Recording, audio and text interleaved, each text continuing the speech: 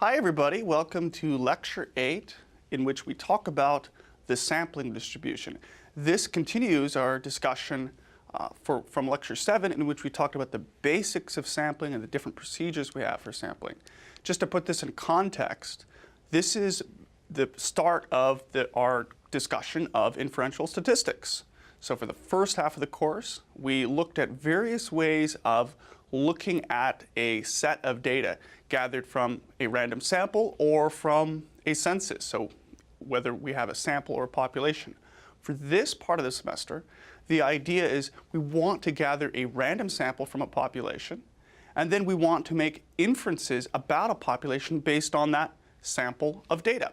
And the foundations for inferential statistics is really this lecture in terms of the basics of the sampling distribution. So we're going to talk about several topics. We're first of all going to talk about the central limit theorem. This is a core foundational aspect of inferential statistics. It is literally the central part of modern inferential statistics. And then we're going to talk about a very commonly used method of estimating a set of parameters, and that is called a confidence interval. So a confidence interval is an interval estimate.